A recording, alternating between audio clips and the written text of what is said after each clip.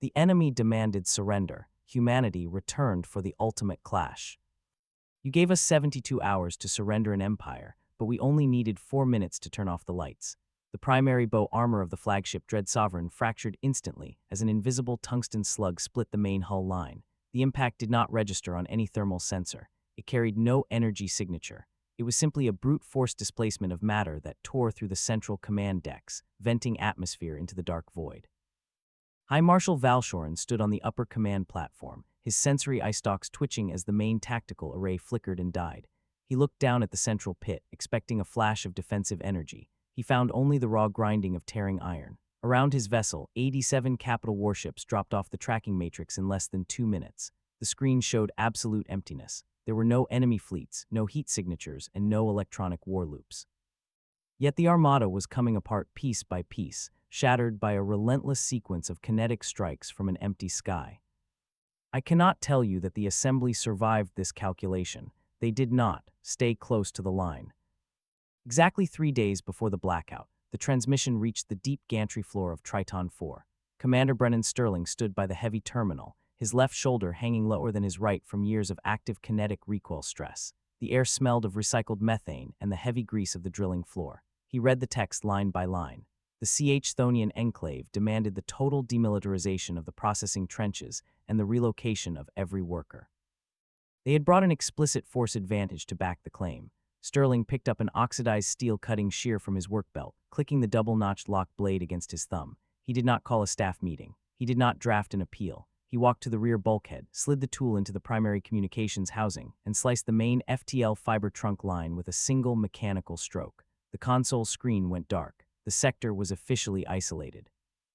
Inside the high obsidian assembly chamber, Archivist Kalen uncovers the 40-cycle ledger tracking human colonial development. The massive room smells of old sulfur and bitter ash. Kalen runs a trembling limb over the oldest entries, mapping the hidden production records of the frontier sectors. The numbers do not align with standard Imperial submission templates. He keys an emergency transmission directly to the High Marshal's desk. The human territory has spent decades routing all raw metal extraction into unmapped asteroid systems, bypassing the standard registries entirely. Kalen's warning flashes on the grand view screen. He asks for a temporary pause to verify the production anomalies before the Vanguard commits to an engagement. High Marshal Valshorin brushes the alert aside with a brief movement of his carapace.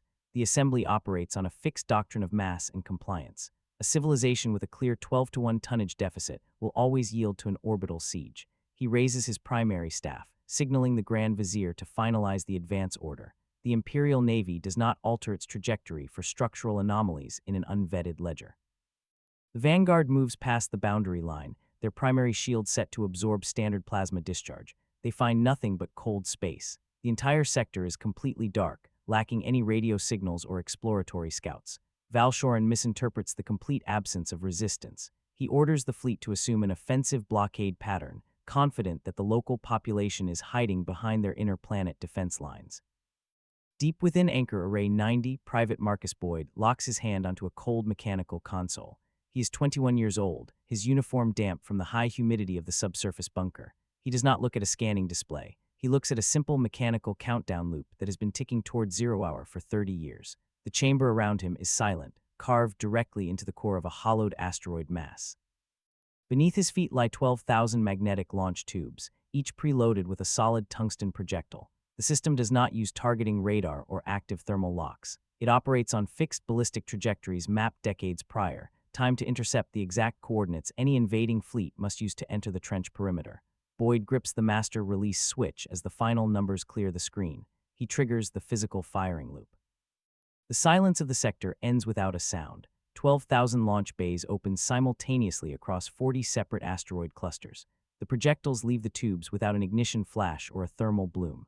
Powered by subsurface nuclear reactors buried deep in the rock, the mass accelerates to a fraction of light speed through the dark void.